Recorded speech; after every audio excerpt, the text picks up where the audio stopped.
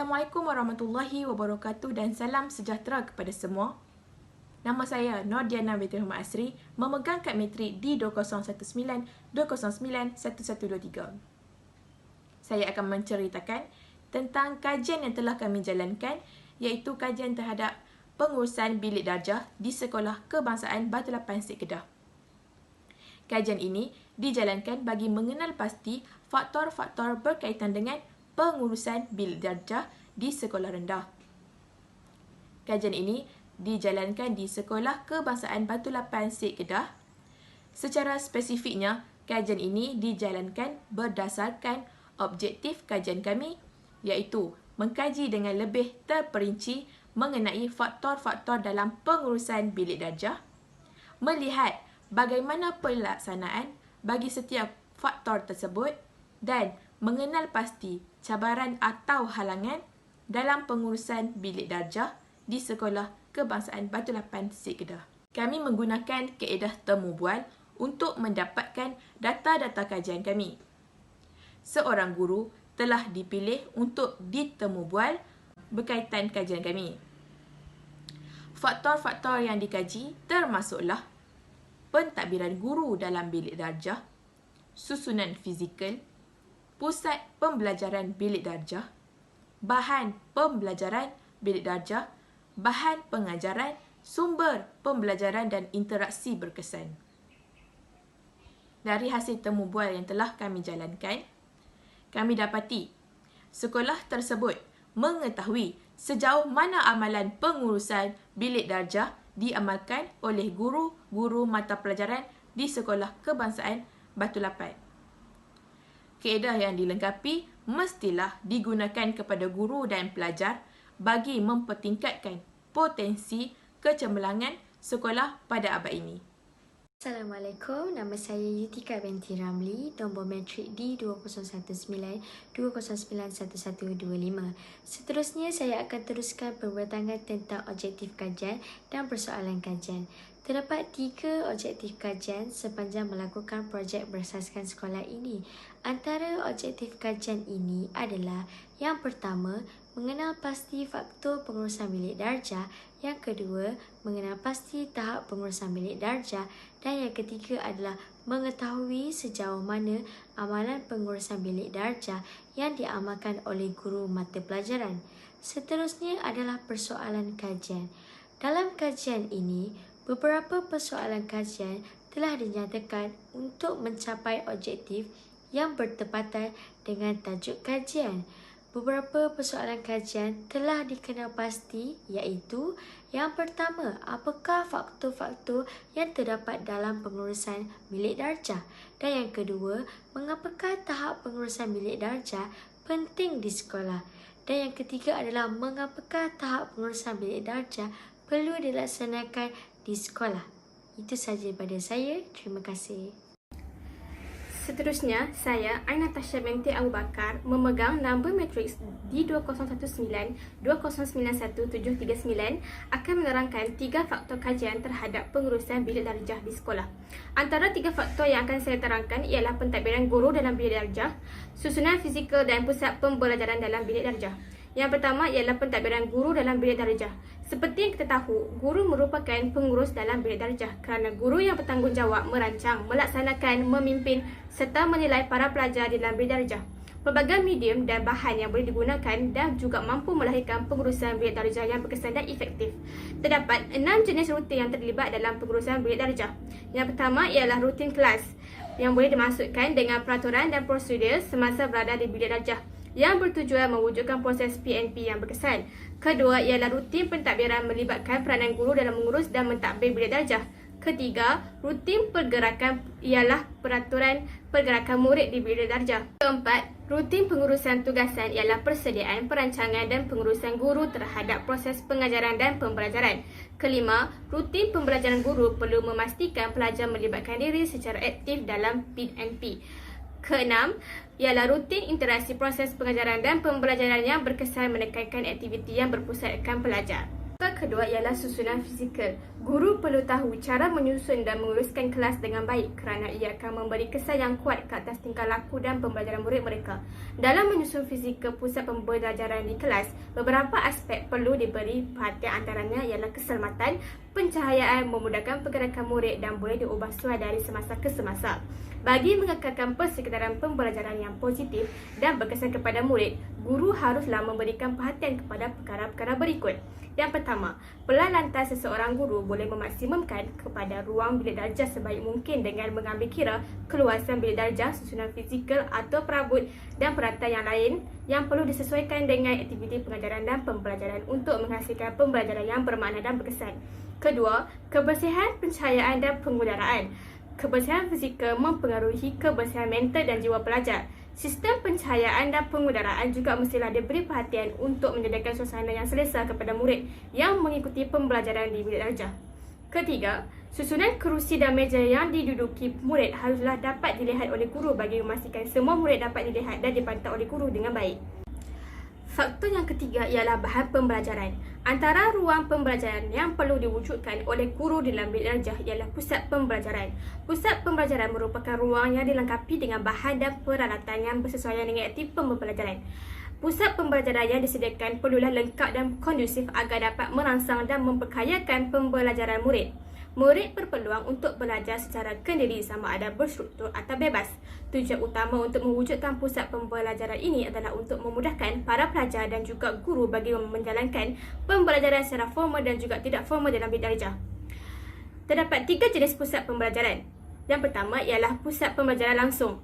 Model pembelajaran langsung ialah model pembelajaran yang menekankan pada penguasaan konsep atau perubahan perilaku dengan mengutamakan pendekatan deduktif.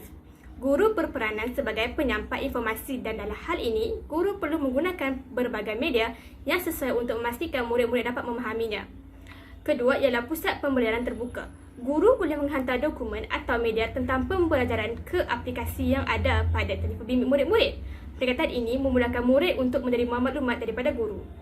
Terakhir ialah pusat pembelajaran kemahiran. Model pembelajaran kemahiran ini dilaksanakan oleh guru untuk melihat tahap pencapaian kemahiran murid terhadap sesuatu mata pelajaran di dalam bilik darjah. Faktor yang membawa kepada pengurusan bilik darjah yang seterusnya ialah bahan pembelajaran atau alat bantuan mengajar ABM merupakan suatu kelengkapan penting yang harus diutamakan dan digunakan dalam bilik darjah kerana ia mampu mendorong murid memperolehi pengalaman belajar yang lebih berkesan.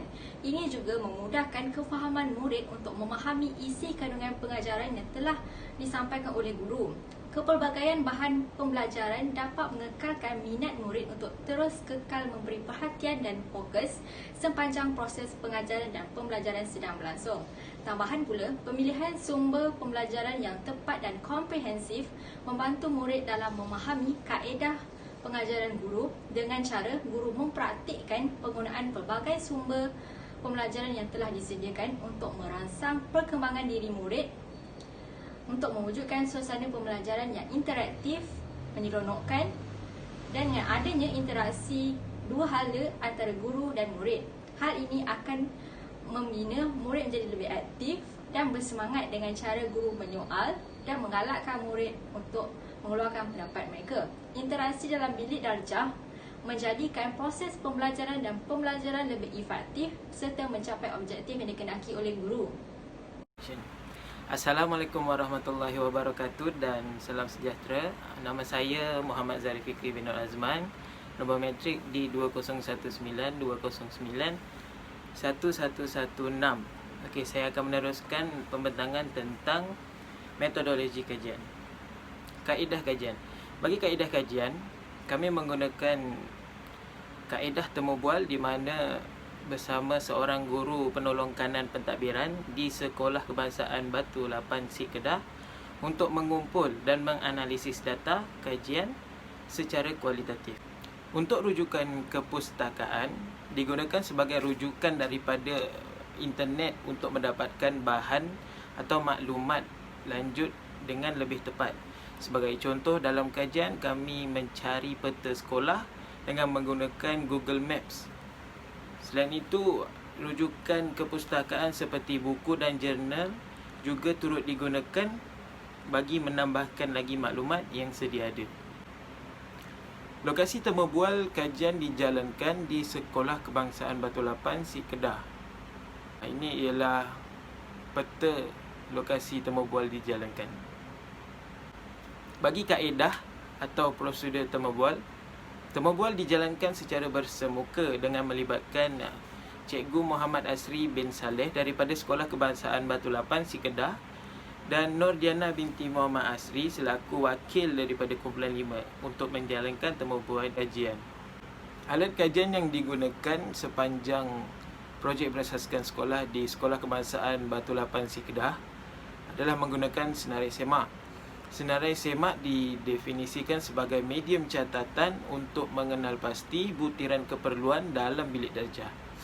Senarai semak yang lengkap mencukupi teratur untuk memastikan pengurusan bilik darjah kondusif dan berkesan.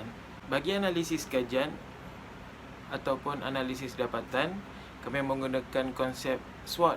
Hasil dapatan daripada temu bual terdapat kekuatan yang telah kami kenal pasti. Sebagai contoh, susun atur meja dan kerusi yang berbentuk kumpulan kecil memudahkan para pelajar untuk membuat perbincangan dalam kumpulan.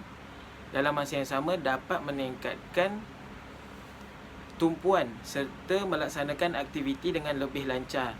Kekuatan pasti adanya kelemahan juga. Bagi kelemahan pula, susunan fizikal kelas yang tidak teratur dan berkesan akan mendorong para pelajar untuk bersembang antara satu sama lain ketika proses PDPC dijalankan. Seterusnya, jika ruangan bilik darjah yang terlalu besar juga akan membuatkan guru terlepas pandang dengan pelajar yang tidak menumpukan perhatian di dalam kelas. Dan juga ia memberi kesan kepada pencapaian akademik pelajar. Bagaimana jika mereka tidak menumpukan perhatian di dalam kelas akan mengganggu fahaman dan pembelajaran ketika PPC dijalankan. Bagi peluang pula, sebagai contoh, penggunaan teknologi juga memberi peluang kepada pelajar yang kurang berkemampuan untuk merasai penggunaan teknologi secara langsung. Sebagaimana temu bual yang dijalankan, persoalan tentang bahan pembelajaran dan sumber pembelajaran yang digunakan. Hasil temu bual, responden memberikan pendapat di mana penggunaan teknologi memberi peluang kepada pelajar-pelajar yang kurang berkemampuan, yang tidak mempunyai sebaran teknologi dan kemudahan di rumah. Jadi dalam masa yang sama dapat memberikan pengalaman dan merasai dunia teknologi secara langsung dan lebih dekat. Dapat halangan juga yang dapat kami kenal pasti ketika kajian dijalankan. Sebagai contoh penggunaan teknologi tadi, sebagai seorang guru yang tidak mempunyai kemahiran tentang teknologi yang sebercanggih pada masa kini akan menyebabkan guru-guru perlu mahirkan, perlu menyesuaikan diri dalam penggunaan teknologi dalam pengurusan bilik darjah. Itulah menyediakan jadual, iaitu jadual tugas dan jadual waktu. Jadual waktu ini disediakan oleh penolong kanan pentadbiran dan diberikan kepada setiap kelas. Menjadi tugas guru untuk memanjangkan jadual ini kepada murid-murid dan menampal satu jadual di papan kenyataan dalam kelas. Adakah susunan bilik darjah yang kondusif penting kepada pelajar? Sudah tentu penting sebab mereka nak belajar di dalam kelas. Sekiranya kelas itu kotor, susunan kursi meja berterabur, siapa pun tidak minat untuk belajar di dalam kelas. Apabila kelas itu ceria, cantik, mungkin ada cat yang baru, kita cat warna-warni yang ceria, kita cat kelas tersebut, kita pasang dengan lansir dan sebagainya. Jadi murid-murid pun akan merasa sangat gembira. Dan seterusnya apabila murid menggembira, kita dapat meningkatkan prestasi dalam pelajaran tersebut. Assalamualaikum warahmatullahi wabarakatuh. Saya Sharifah Nur Mahfuzah binti saya Azmi memegang nombor matrik di 2019-209-1738. Akhir kata, kesimpulan bagi pengurusan bilik darjah adalah kajian ini dijalankan bagi mengenal pasti faktor-faktor berkaitan dengan pengurusan bilik darjah di Sekolah Kebangsaan Batu Lapan, Sik Kedah. Antara faktor termasuk pentadbiran guru dalam bilik darjah, susunan fizikal, pusat pembelajaran dari bilik darjah, bahan pembelajaran, sumber pembelajaran dan interaksi berkesan. Dalam kajian ini, faktor-faktor berasaskan pengurusan bilik darjah ini amat penting kerana pendekatan yang berkesan dalam mengurus bilik darjah dapat mewujudkan persekitaran yang menyokong tingkah laku pelajar serta mengurangkan tekanan terhadap guru. Kajian ini pentingnya pengurusan bilik darjah merupakan tugas penting yang memerlukan pengetahuan, kemahiran, kesabaran dan komitmen yang optimum bagi memperoleh kesan yang maksimum. Secara keseluruhannya, kajian ini memberi implikasi bahawa guru berjaya mengurus bilik darjah dengan baik. Perkara ini juga selaras dengan standard 3 dalam dokumen Standard Guru Malaysia iaitu kemahiran mengurus bilik darjah perlu melibatkan pengurusan hubungan kemanusiaan, masa, ruang dan sumber untuk mencapai pembelajaran yang bermakna dan berkesan. Di samping itu, kerjasama dan komitmen semua pihak yang terlibat dalam menyediakan pelbagai bentuk sokongan dan bimbingan bagi aspek pengurusan bilik darjah dapat membantu guru melaksanakan tugas dengan lebih berkesan dan memastikan matlamat berjaya dicapai. Guru dan pelajar dipertanggungjawabkan ke atas pengurusan bilik darjah seharusnya berganding bahu dalam menjayakan salah satu usaha ke arah kecemerlangan murid dan sekolah ini. Terima kasih.